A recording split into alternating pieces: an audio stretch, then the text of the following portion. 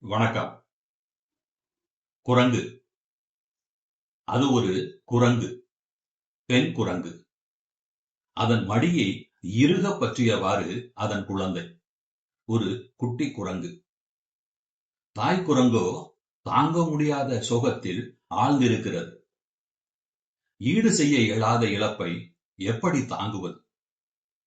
எப்படி இனி வாழ்வது? வாழத்தான் வேண்டுமா?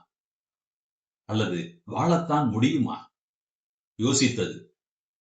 காதலன் இறந்த பிறகு தான் மட்டும் எப்படி வாழ்வது? ஏன் வாழ வேண்டும்? தன் உயிரை மாய்த்துக் கொள்வதை விட வேறு வழி எதுவும் தெரியவில்லை. மெல்ல குனிந்து பார்த்தது.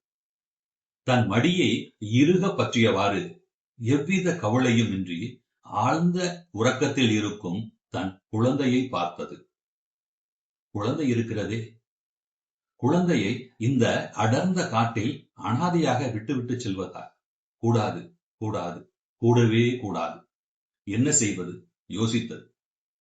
யோசித்து ஒரு முடிவிற்கு வந்தது. தன் குழந்தையை தனது உறவினர்களிடம் ஒப்படைத்தது. தன் முடிவை சொன்னது.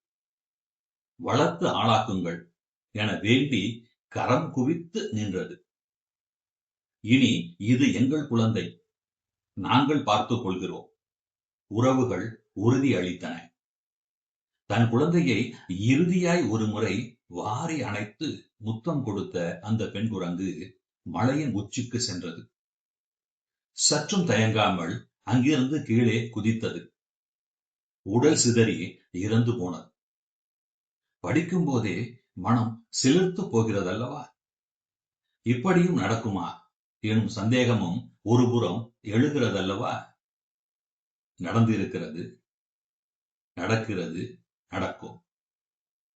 ஆயிரக்கணக்கான ஆண்டுகளாக இது போன்ற நிகழ்வுகள் நடந்து கொண்டே இருக்கின்றன.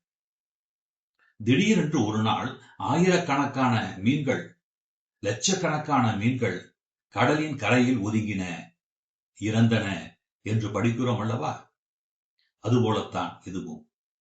இது போன்ற ஒரு நிகழ்வினை ஆயிரக்கணக்கான ஆண்டுகளுக்கு முன் இயற்றப்பெற்ற சங்க இலக்கியங்களுள் ஒன்றான குறுந்தொகை பதிவு செய்திருக்கிறது என்று சொன்னால் நம்புவீர்களா? நம்பித்தான் ஆக வேண்டும். குறுந்தொகை பதிவு செய்திருக்கிறது. நான் தமிழ் படித்தவன் அல்ல, ஓய்வு பெற்ற கணித ஆசிரியர். தினமும் தஞ்சாவூர் மன்னர் சரபோஜி அரசு கலைக்கல்லூரி விளையாட்டுத் திடலில் காலை நேரத்தில் நடைப்பயிற்சிக்கு செல்வது என் பழக்கம். அவ்வமயம் தமிழாய்ந்த தமிழாசிரியரும் மேனாள் தலைமை ஆசிரியருமான புலவர் கி. புகழேந்தி அவர்களை சந்திப்பதும் அவரோடு நடப்பதும் உரையாடுவதும் வழக்கமாகி போன ஒன்றாகும். நடைப்பயிற்சியின் போது தமிழ் இலக்கியம் சார்ந்த நான் அறியாத பல செய்திகளை கூறிக்கொண்டே வருவார். அவ்வாறுதான் இக்குறுந்தொகை பாடலையும் கூறினார். வீட்டிற்கு வந்தவுடன் குறுந்தொகை நூலை எடுத்து பார்த்தேன். வியந்து போனேன். கருந்தோட் கரவீரனார் என்னும் புலவர் குறுந்தொகை பாடலில் இக்காட்சியினை பதிவு செய்திருக்கிறார். அப்பாடலை பார்ப்போமா? கருங்கண் தாக்களை பெரும்பிரிது உற்றன கைமை உய்யா காமர் மந்தி கள்ளா வன்பரல் கிளைமுதற் சேர்த்தி ஓங்குவரை அடுக்கத்து பாய்ந்து உயிர் செகுக்கும். அதாவது, கரிய கண்ணையும் தாவுதலையும் உடைய ஆண் குரங்கு இறந்துபட அதன் பிரிவால் ஏற்படும் கைமை துன்பத்தினை ஆற்றாத பெண் குரங்கு மரம் ஏறுதல் முதலிய தொழிலை கல்லாத தன் வலிய குட்டியை சுற்றத்தினிடத்து கையடையாக ஒப்புவித்து ஓங்கிய மலை மீது ஏறி அங்கிருந்து கீழே குதித்து தன் உயிரை மாய்த்துக் கொள்ளும். வியப்பாக இருக்கிறதல்லவா? பிரிவினால் குரங்கும் தற்கொலை செய்து கொள்ளும் என்பதை அறிந்தபோது மனிதர்களை பற்றியும் எண்ணி பார்த்தேன். அவ்வப்போது செய்தித்தாள்களில் அவர் தற்கொலை செய்து கொண்டார், இவர் தற்கொலை செய்து கொண்டார், இவர் குடும்பத்தோடு தற்கொலை செய்து கொண்டார் என வரும் செய்திகளை பார்த்திருக்கிறேன். நீங்களும் பார்த்திருப்பீர்கள்.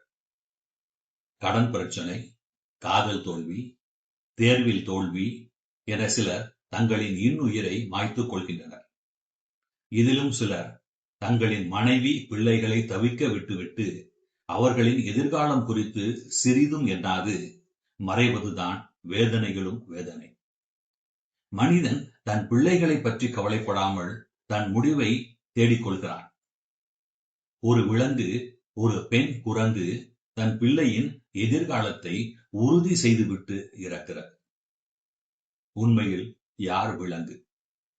மனிதனா, குரங்கா? வணக்கம்.